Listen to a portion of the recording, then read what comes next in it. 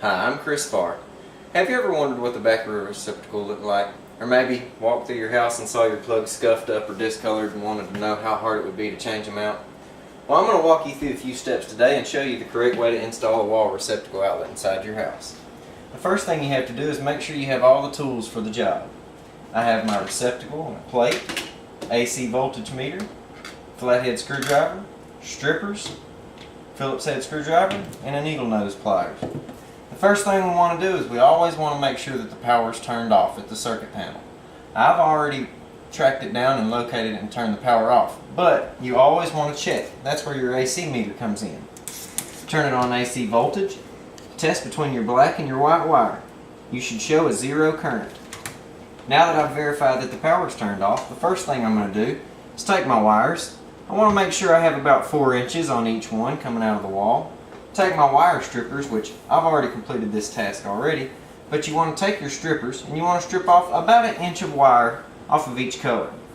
The next thing you want to do is you want to take your strippers, your needle nose pliers. You want to take just the tip of your pliers on just the tip of your wire and you want to curve it. Make a little hook, sort of like making the letter J. You do this on all 3 of your wires. This. Now, the next step you want to take is you need to know where to terminate what wires to what screws on your plug. This receptacle right here has a set of silver screws, a set of brass screws, and a green screw.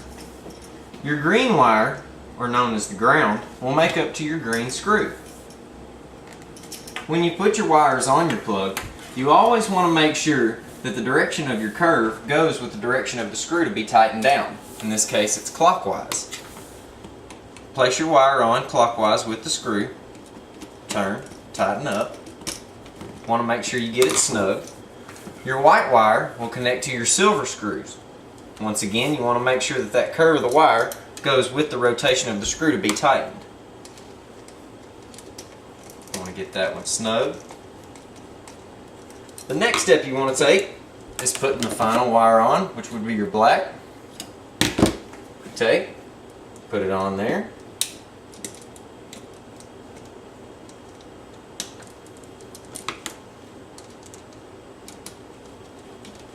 Get it snug.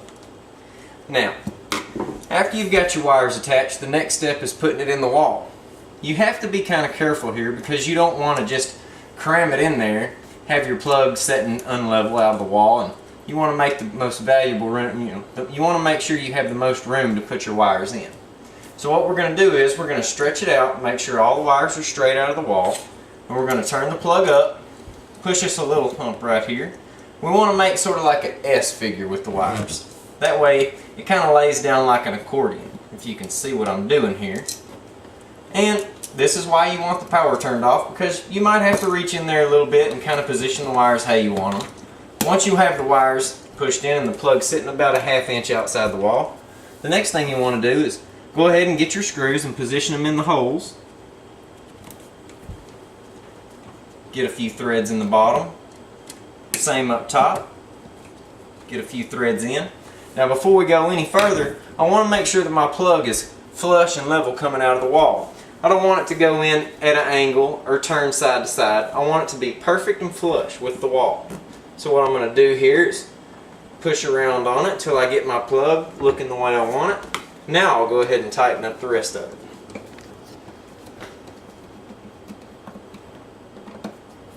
Once you get your plug into the wall, flush and level, straight, step back, take a look at it.